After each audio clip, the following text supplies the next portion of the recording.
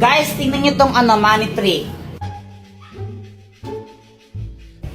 Ew, that's so kadiri. Sa lahat ng mga ate ko, pinakapangit. Ewan ko sa'yo. Ay, punyeta kayong mga bata. Ayaw yung galawin yung halaman ko. Jepoy, yung tatay mo ulasing.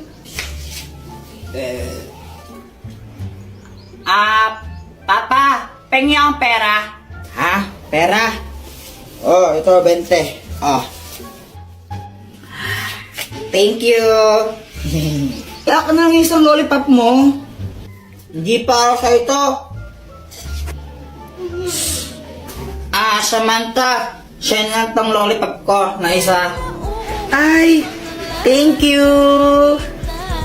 Hey, kinikilig si Jepoy. Jepoy, supot. Pauwi ako noon galing sa school. Tapos kasama ko si Boyet.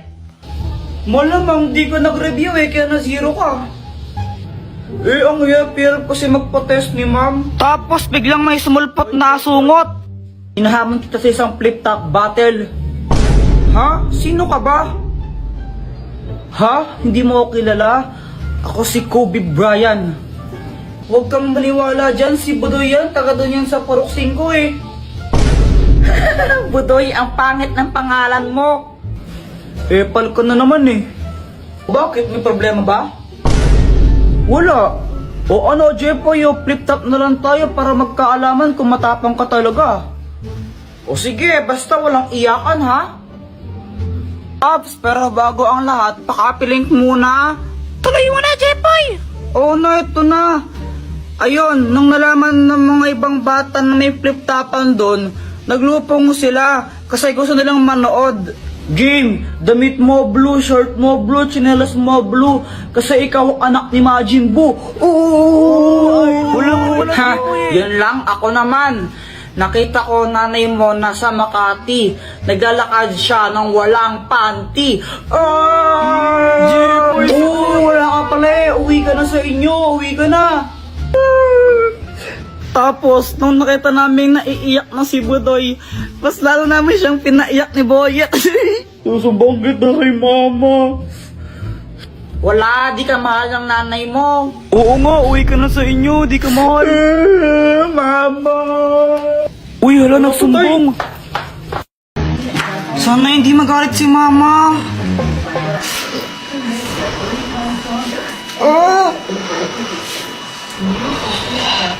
Hoy, Jepoy! Sabi ng teacher mo, bagsak ka daw. Pati sa mga test mo, tsaka assignment mo, hindi mo daw ginagawa. Opo. Lagot ka man yan, Kuya Jepoy. Gusto ko lang sabihin na okay lang yon. Proud na proud para na ako sa'yo, anak. Basta gawin mo lang kung anong gusto mong gawin. Maging ikaw kung sino man ang gusto mong maging. Ayan, basta mahal na mahal kita. Siya nga pala, pinagluto ka ng favorite mong ulam. Dito, pasok ka. Ha? Lo, wala na naman akong load. Ano ba yan? Sana makapulp man lang ako ng pera para may pang-load ako.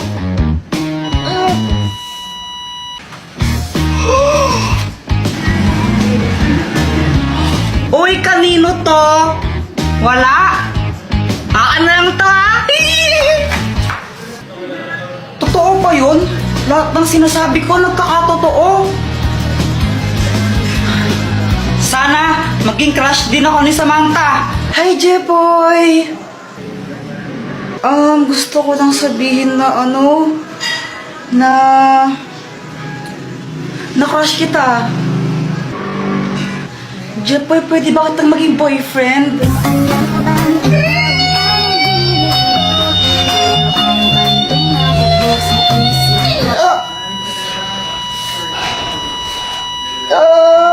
Jepoy, okay ka lang?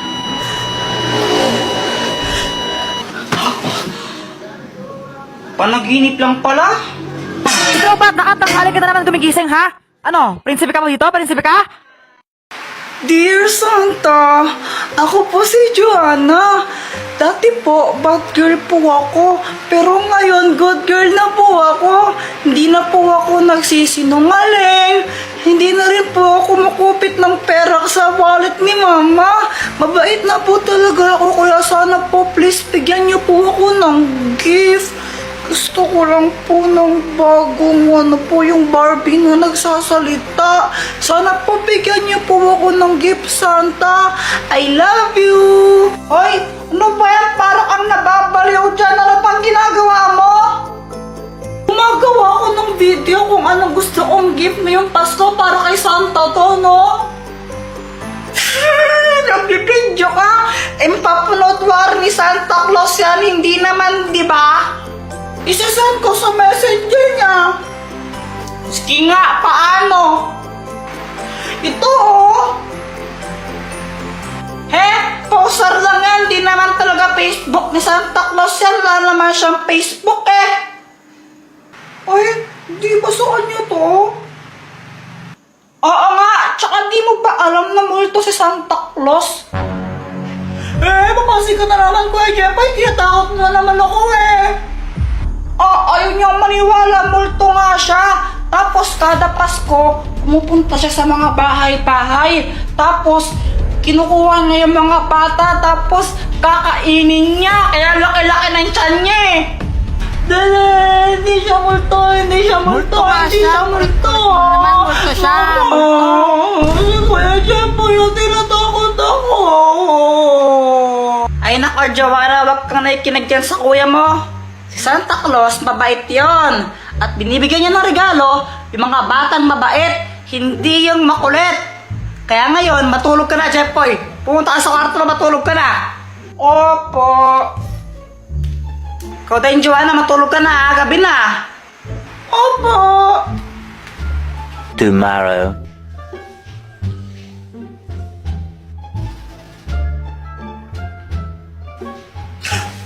Joanna, anong ginagawa mo dito sa kwarto ko? Nagsusulat ako ng letter para kay Santa Claus. Santa Claus na naman? Eh di ba sinabi ko nga sa'yo, multo si Santa Claus, kakainin ka nun. Gawa-gawa ko na naman, Kuya Jepay, di naman totoo, sinungaling ka talaga. Bahala ka, mamayang gabi, mumultuhin ka ni Santa Claus. Boyet, di ba may costume ka na pang Santa Claus? Oh, wala. Santa hat lang ang meron ako. Pwede na yan, pero makamamaya. Anong gagawin mo dun? Wala, tatakotin ko lang si Joanna. Kunwari, multo akong Santa Claus. Ha? Ba't mo naman gagawin kay Joanna yun? Wala lang, trip ko lang. Basta pera mo ka mamaya, no? Oo, sige na. A few moments later.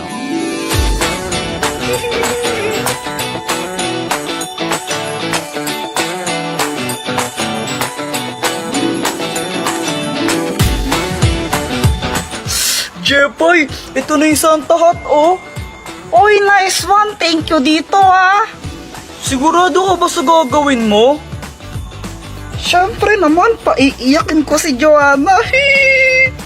Samantha, wait lang. Ihilang ako, no? O, sige.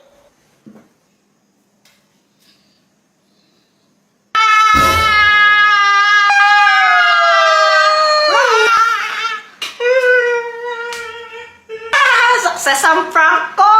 Iyak siya eh! Ay, nako, Jepay. Pasaway ka talaga kailan? Hala, sorry po, Santa! Dahil dyan, forever ka lang nasa notice ko. At forever ka na rin hindi makatanggap ng regalo sa akin. Joanna! Wala daw pasok bukas! Wait! Oo! Hala! May ipis, oh! Uy, Kuya Jepay, ano ka ba? Huwag kang nagtuturo pag gabi na! Ha? Bakit naman? Baka manuno ka pag ganito ka o pangontra. Ganun ka para hindi ka manuno. Anong nuno? Di naman totoo yun eh. Ano ka ba totoo yun, Kuya Jepay? Bahala ka nga. Pagjo-joke lang yung mga tito natin kapag sinasabing nila yan, patakot sa atin, pero di naman totoo. Ay nako, Jepay, totoo yan mga nuno na yan. Weh! Ay nako, nung ako bata, may kalaro din ako, di naniniwala sa mga ganyan. Tapos kung isang gabi, nagturo-turo siya, tapos di pa siya nagtatabi-tabi po. Kaya yun, lumaki yung isang kamay niya. Tapos sobrang laki, hindi niya na mabuhat. Mas malaki pa yung kamay niya kasi sa buong katawan niya. Kaya yun, pinutol yung kamay niya. Oh, takot ka na, no? Di naman ako natatakot, bleh. Kasi tama, pagturo-turo pa ako eh. Ano, Sabi mo kang magturo eh. Oh!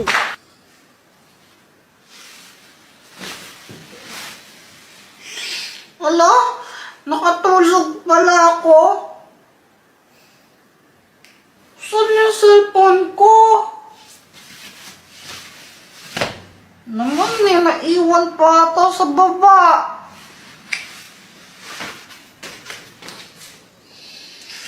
Nasaan kaya yung cellphone ko? Ayan.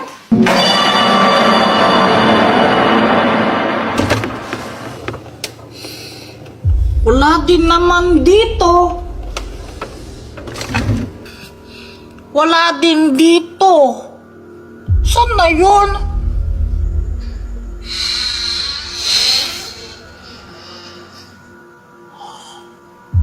Bumukas mag-isa? Wala, paano yun? Doon pala yung cellphone ko. Paano napunta yun doon?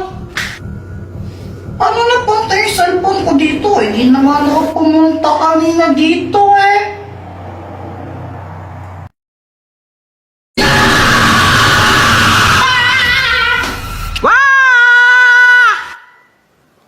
Panaginip lang pala, buti na lang. Oh, Jeffoy, buti gising ka na. Oo nga po eh, sama ng panaginip ko, nanunuda po ako. Ako rin feeling ko nanuno ka. Ha? Ano pong lumaki sa akin? Yung ano lang, yung kwan. Yung ano. Nagjo-joke lang po ata kayo eh. Anong lumaki po sa akin? Uy, Jeffoy! Ano ba naman dyan, Joanna? Matulog na ka lang, gugulo ka pa. May sasabihin ako, Kuya Jeffoy. Si Jollibee, nagmamulto siya. Sabi ito sa napanood kong vlog, kapag daw kinain mo yung Jollibee ng 3 a.m., mumultuin ka ni Jollibee.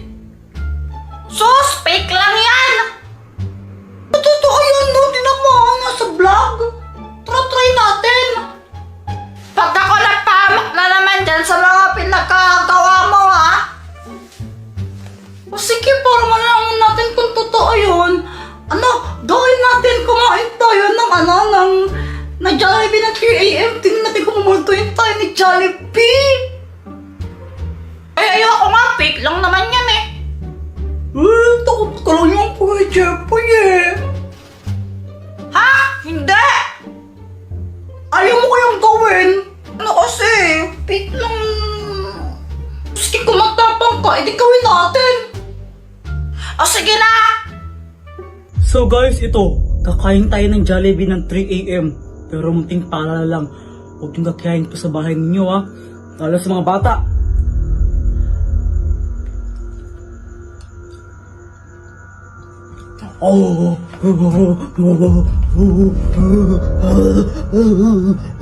Kung totoo nga yata yan ah. O, di ba sabi sa'yo eh.